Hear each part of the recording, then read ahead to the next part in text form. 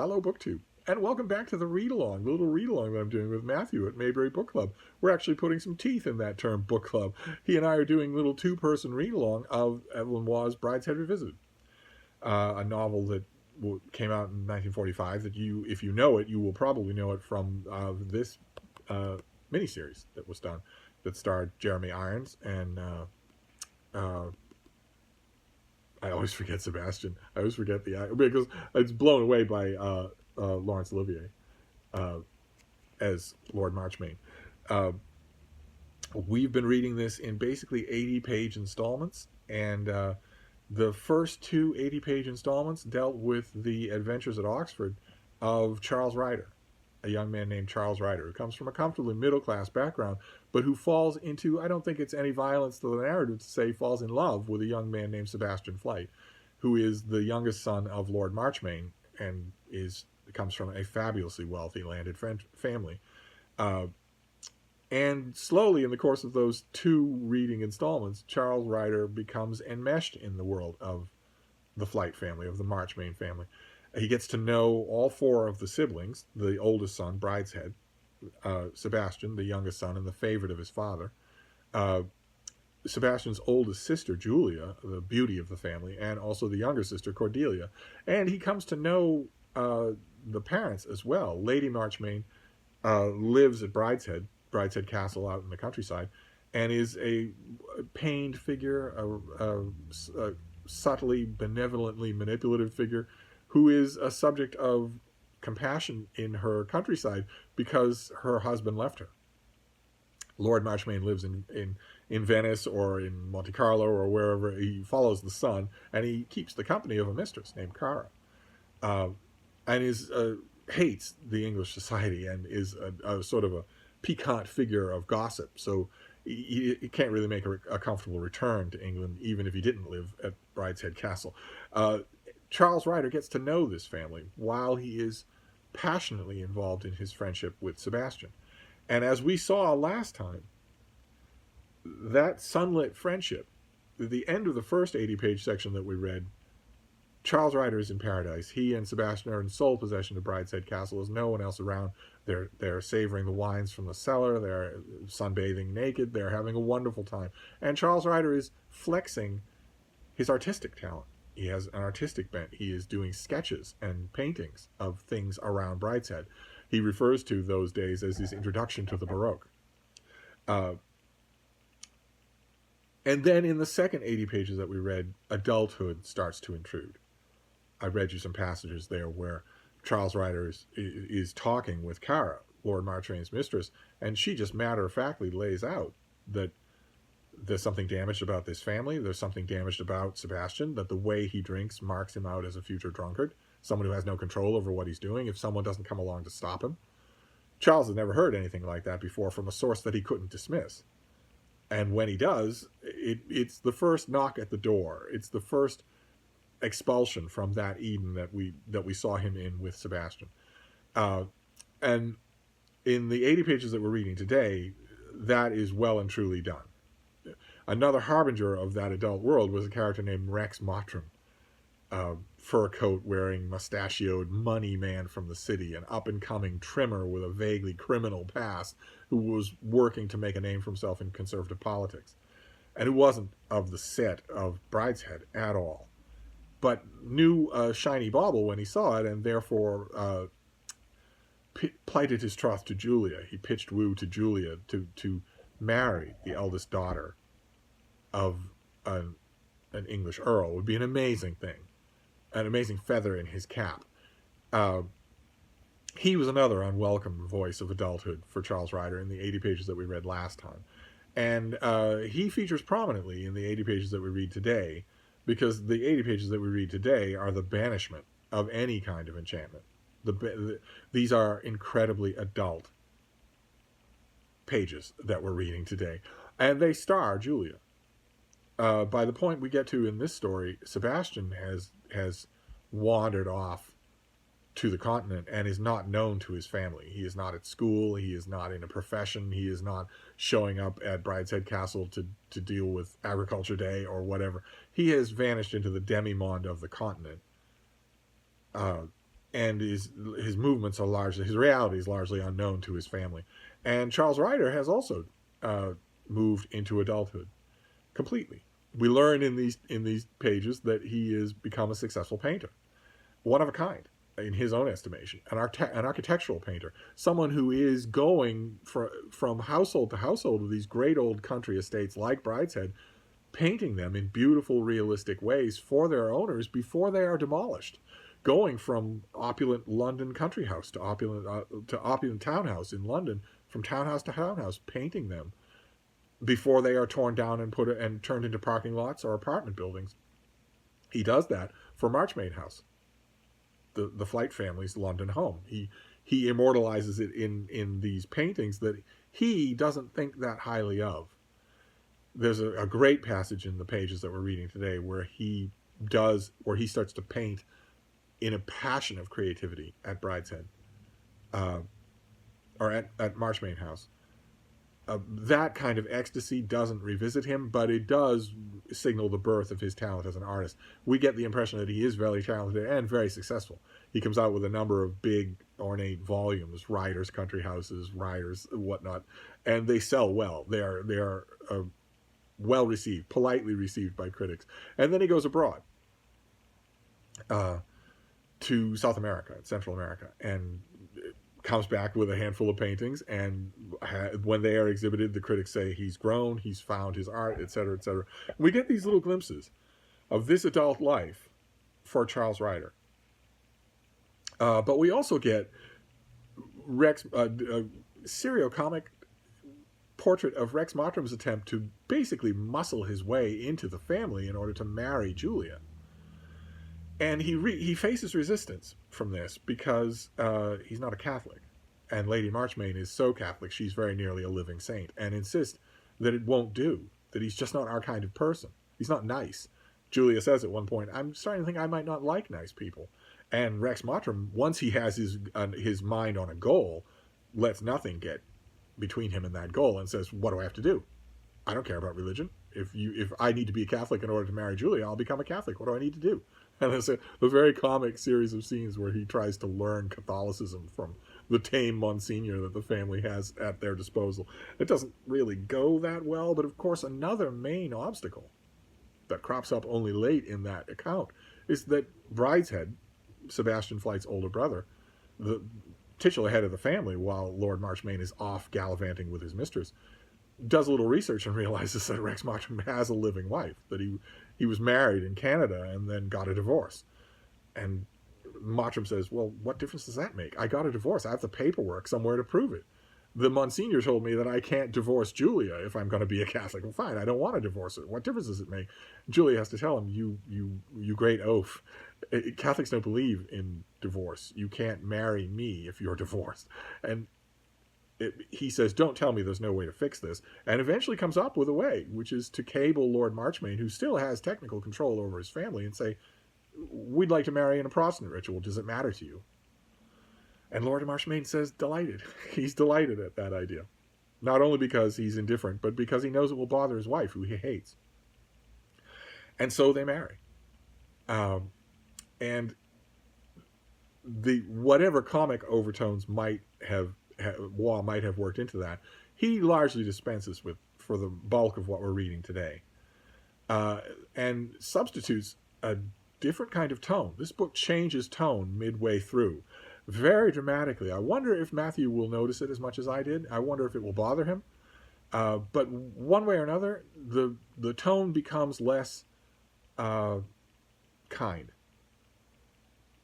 And the Charles Ryder who comes back from his trip abroad is a meaner, harder, leaner, more weathered person.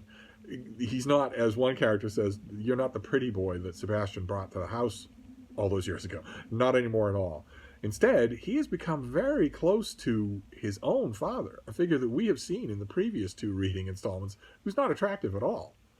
A distant, caustic, and indifferent figure. When Charles Ryder comes back from abroad, we learn in quick succession, first that he has a wife, and then that he has children, one of whom, his daughter, was born while he was away. He barely cares. He barely cares. It's so obvious that he couldn't care less what is going on with his son, couldn't care less that he has a daughter or what she's like. We also learn in a parenthetical, literally in one parenthetical side, that his wife is the sister of Boy Mulcaster, the feckless aristocratic scion that we met in the earlier segments. This is the family that Charles Ryder is married into. We also learn that Lady Marchmain is dying. Sebastian Flight's mother is dying, and we don't get to see her. She doesn't come on stage. She stays in her room, too tired to meet with Charles. But we are told the family gives Charles an errand. That she's dying, but she wants to see her son. She wants to see Sebastian. Would Charles go and find him and bring him back to England? And Charles does. He goes and to whatever rundown, vaguely Arabic setting Sebastian is fetched up in, and learns that he is being sponged off. He's by a seedy German guy who has shot off his big toe to get out of military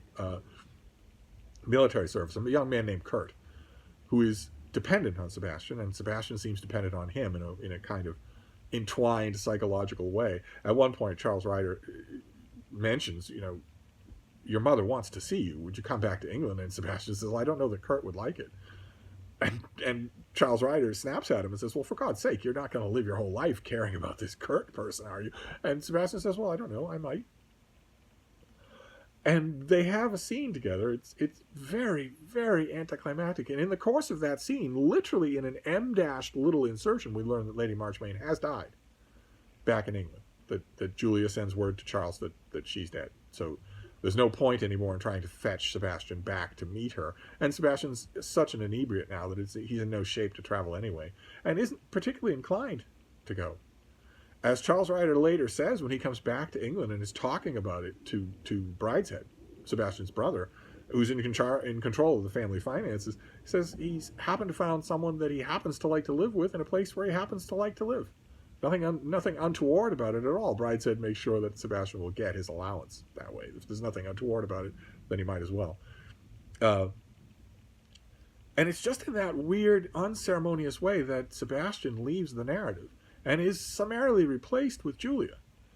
These pages that we're reading today belong to Julia. We get a little glimpse of her at the beginning. I think I set it aside here. Did I set it aside? Yes. At the beginning, where did we go here? Okay, I'm not going to be able to find the first thing that I set aside. I thought I had, but maybe not.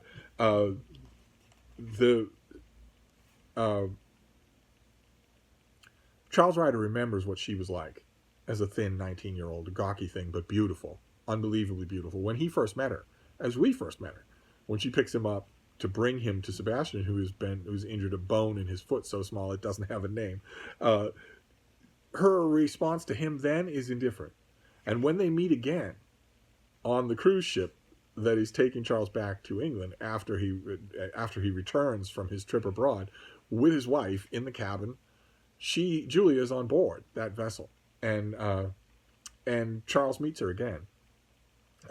She was not yet 30, but was approaching the zenith of her loveliness, all her rich promise abundantly fulfilled. She had lost that fashionable spidery look. The head that I used to think Quattrocento, which had sat a little oddly on her, was now part of herself and not at all Florentine, not connected in any way with painting or the arts or with anything except herself, so that it would be idle to itemize and dissect her beauty, which was her own essence, and could only be known in her and by her authority and in the love I was soon to have for her. Time had wrought another change too, not for her the sly, complacent smile of La Gioconda, the Mona Lisa. The years had been more than the sound of lyres and flutes. They had saddened her. She seemed to say, look at me, I have done my share. I am beautiful. It is something quite out of the ordinary, this beauty of mine. I am made for delight. But what do I get out of it? Where's my reward? They meet on board the ship and almost immediately begin to have an affair. Charles doesn't care. The wife that he has, the boy Mullicaster's sister, is grotesquely described. She is a vicious. It's what I'm trying to talk about with these pages. This is an unkind turn. The tone changes. The beautiful sort of late summer sunlight of the first half of the book goes away completely, and we enter instead into a hard world. Bean, your slurping is distracting me. Your slurping is distracting me. And that's where we find ourselves now. Is that these pages belong to Julia? They are. This is. What are you doing? Oh my God, Bean! Why are you upstaging the video? She just wants to be next to me. She just wants to be right next to me. That's totally understandable. I often feel the same way. Maybe she's chilly. It could be that we just had snow yesterday, so it could be chilly. I am certainly not chilly. I run a very hot body temperature, so dogs will always like nuddling next to me. But anyway, there's a hardness to the tone that changes here. Charles Ryder no longer enjoys being alive. We learn that his father, the caustic figure that we knew in the first half of the book, as a wedding present, gave him the cost of a house. Gave him enough money to buy a house. So he and his wife are set up. His wife is a champion of his art. He is a pillar of their community, which we are seeing sort of in miniature and in a horrible light on board this vessel, where Charles and Julia fall into a romance that is going to govern the end of the book, and one of the most wrenching pieces of writing that Evelyn Waugh ever did. But I wanted to make another point about these pages that we're reading today. There's another hardness that comes in here to this particular set of the book that didn't really exist in the first half that we and it has to do with cancel culture. It has to do with cancellation. In his book, God is Not Great, Christopher Hitchens has a little side chapter about pigs and how religions seem obsessed with hating them and prescribing them. And Hitchens was, at the time that he wrote the book, a little obsessed with a sort of regrowing Islamic fundamentalism, an Islamic intolerance, an Islamic era of censorship and whatnot. And he mentions in that chapter that although this Islamic wave of fundamentalist censorship had not yet reached the Blandings Castle stories of P.G. Wodehouse, in which the Empress of Blandings, a pig, features very prominently, that although these censorship waves had not yet reached Blanding Castle, Hitchens is sure in his book that they will eventually reach it. And he leaves the reader to imagine what that will be like when those censorship forces encounter something they don't like in a book. And I was thinking about that when I was reading these pages again, because this is where Brideshead Revisited will get canceled, when the cancellation mob, not Islamic fundamentalism, but just the modern day blue checkmark social media censors of the so-called progressive left that we have given so much power over ourselves in the 21st century, when they get around to this book, then they will cancel it thoroughly for the pages that we're reading today. It won't matter at all to them what we have discussed for the last 2 weeks, the beauty of this book, the sheer knowing beauty, the unbelievable insights that it gives through that beauty, first the terseness of the first half of the book, and then the more loquacious beauty of the second half that we're going to see. None of that's going to matter. I believe I've made about as good a case as I can for the worth of this as a novel. This is an extremely worthwhile novel, an unbelievably moving and elevating piece of work, no matter what the critics in Waugh's own day might have said. But it's not going to matter. It's not going to matter at all to the blue checkmark censors that when they get around to this book, because they're only going to need to get as far as the pages that we're reading today to call for its cancellation, because in the pages that we're reading today, there's quite a bit of racism.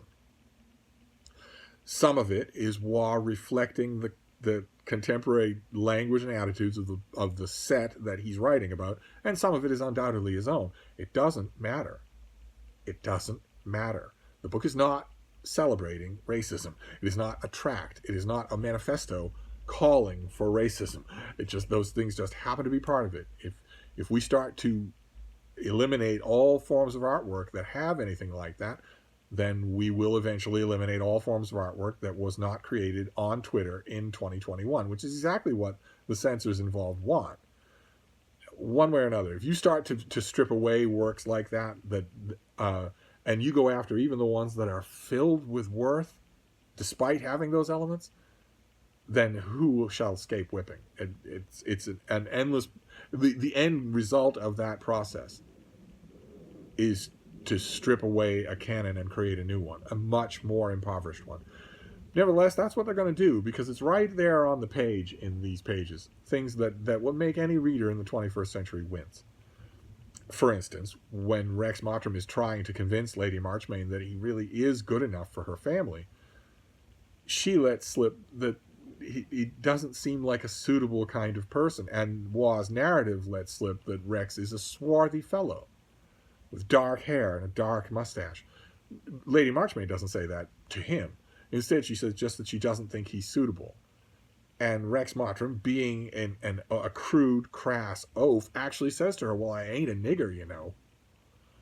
And as if you read that and you think, surely that's going to be the most racist thing I read in this book. But no, the most racist thing in the book is more refined. It comes from Lady Marchmain herself, who says to Julia that no matter what Rex might be like, you don't know what the children would be like.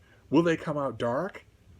And then she says the horrible, horrible line of the children always revert. That's unsalvageable. It is salvageable. The sentiment is not salvageable, but the book is salvageable because those horrible things happen in a work of great beauty and great intelligence, great wisdom, great worth. But is it going to matter? Is it going to matter when the wrong people finally get around to this book? No, it's not going to matter at all. You can see the tweet threads right now. and also it's not the only thing. There are other things that there's a horrible moment that I'm sure people are going to notice when they get around to this book, where Julia is talking about the gifts that she and Rex got from well-wishers for their wedding. And she mentions, the phrase she uses, a couple of chinky vases. You know she means by that Ming vases. She means ancient, heirloom, beautiful Chinese vases. But that's not the word she uses. And Y is probably being very accurate. That's probably exactly what a young woman of Julia's set and world would have said. But it's not going to matter. When the wrong people get to this book, it's not going to matter. So I read those with an extra weight in my heart, because a large theme of Brideshead is that the world isn't what it used to be, and that the crass forces of modernity, represented in large part by Rex Mottram and the horrible things that he says and thinks, are eventually going to consume everything. Right? We see that in the beginning of Brideshead Revisited. This gorgeous building, Brideshead Castle, that we come to know so well in so many rapturous moods. And there are more moods to come. Charles doesn't have just an experience with that castle with Sebastian. He has a whole set of new experiences with Julia. But when we first see the place, it's being knocked all to hell and gone. Balustrades destroyed, garbage in the pitches, the great fountain empty and filling up with garbage. Roads cut through woods that had been planted 100 years before. The theme of this book is that when the modern world reaches something old and beautiful, it inevitably destroys it. And it was hard not to think of that when I was reading those passages in this book and thinking about the fact that when the blue check marks get around to Brideshead, they'll destroy it. It'll never be taught again. It'll never be read again. A little bit depressing. It's a little bit depressing when life imitates art so well that Wa could see it coming. But one way or another, we don't have to worry about it because we are still reading Brideshead Revisited. We, in this little corner of BookTube, are three-dimensional adults. We don't venerate our knee-jerk reactions. We can see the good and the bad together. We can appreciate a book even though it has horrible things like that in it. And it'd be one thing if it was just Rex Mottram saying something like that, because we are meant to not like Rex Mottram. We're meant to dismiss him completely. We're not so much meant to dismiss Lady Marchmain so completely. And in my opinion, a line like "the children always revert" is worse than anything crass that a character could say. It goes deeper, and it comes from a more complex and more sympathetic character. So I'm not denying these things are there, and I'm just dreading what's going to happen when someone in 2025 asks me to defend this book. I can defend it, but I don't know that I'll find it worth the bother. We'll see. We don't have to worry about it in this read-along. We still have, I think, one more section to go. I think we have one more 80-page section to go before we're done with this book. I'll have to check with Matthew. to find out. But I'm pretty sure that's it.